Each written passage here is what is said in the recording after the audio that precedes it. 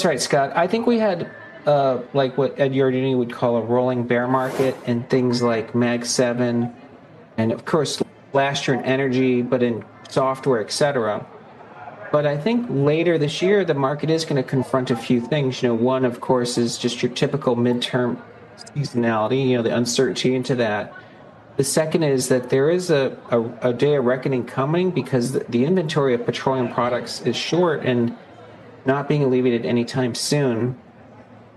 And the third is we probably have some concerns later as these IPOs come, SpaceX, OpenAI, et cetera, that there's a lockup expiration later. So I think that's a supply overhang. So I think that dynamic comes to play later this year. But in the meantime, I think investors are focusing on AI fundamentals, and there's a real shortage, and stocks that are working are the ones that are selling something that's scarce.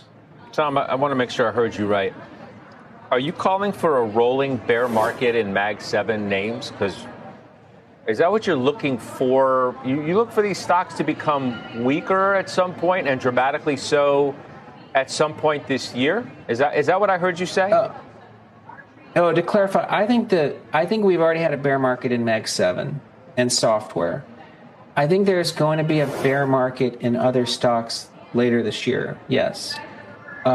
But I think it's going to spare the Mag 7 and software. So it's going to be names that either got lofty or are going to be affected by the fact that there is a lot of supply of new stock later this year, or the companies that are going to get hit by this shortage in petroleum products. So I think there's reasons that we could have headwinds later this year. Are you talking about like semiconductor stocks? Yeah, semis may become a bubble. To me, they don't seem like a bubble yet. When Nvidia is trading at 19 times earnings, I think it's still a good risk reward. But I think that there are parts of that ecosystem that have become quite expensive. He's obviously still bullish on it, even with what we've seen happen to it. But what's your take? This is a name, Diane, that I think is hard to argue with. I mean, they have these pullbacks, and, maybe they have, as part of that Mag 7, lagged a little bit. But at the same time, you look at the revenue streams and the moats that they've built up around a number of their those revenue streams, including the Xbox, right? I mean, when you think about gaming software and gaming platforms, what else do you look at? I mean, there's not that much else out there in that space. And so not that that's their biggest revenue driver, but that can be that trigger. But at the same time, from a technical perspective, this is a stock that in the near term has really been just going sideways quarter to quarter here. Even though you've seen a little bit of a downward trend, it's creating a double bottom down around that 355, 356 level. And then you start to think about how the improvements are happening in terms of the agentic AI really inroads that they have because of all of the Microsoft 360 and Office products that are out there, Diane. It seems as if we've got a bit of a support level here. Okay, Kevin, I'll give the floor to you. I want to quote something from Dan's note. He says, Microsoft and Meta are being treated by investors like they are wearing winter jackets to the beach in the summer. What's your take on Microsoft?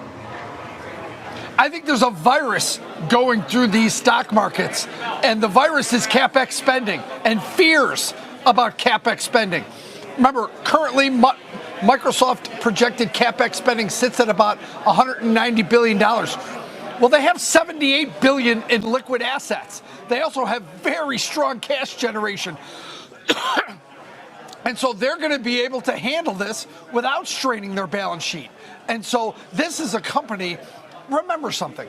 When you think of Microsoft and you think of all the AI and everything they're doing, remember that the moat they have with email and their operating system in Teams and basically every corporation in this country that uses Microsoft to communicate, not to mention Xbox, not to mention LinkedIn, not to mention all the other systems that they have. This company, which spits out a ton of cash, has the cash to get through this. And Satya Nadella has proven to be a responsible steward of cash and how he spends it. And so when I look at what they're doing with spending, and it's not a small number, and the market fears these numbers, that's clear. Performance of this stock that is just in Siberia, down from its highs, is really, I think, a rare opportunity in this case to get a stock when it's trading as cheap as it has been.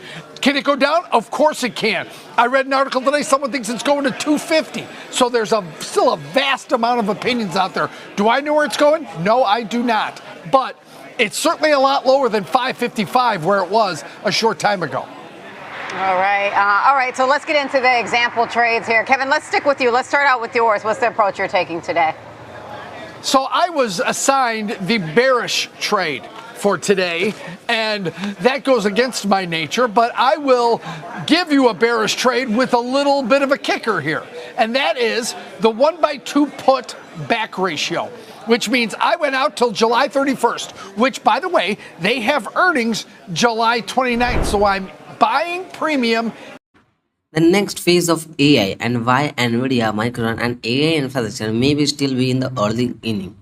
Over the past few years, investors have watched AI transform from existing technology into the one of the largest capital investment cycle in modern history. But an important question remains, how much longer can this continue? According to many semiconductor executives, Wall Street analysts and industry experts, much longer than most investors currently expect. AI is moving beyond the model training. The first wave of AI spending focused on training large language models. Companies raced to build bigger clusters, more GPUs, larger data centers, faster networking. Now the industry is entering the next phase.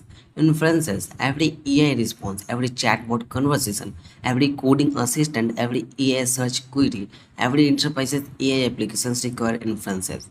Unlike the training, inferences happen every single day. Millions, eventually billions of a time.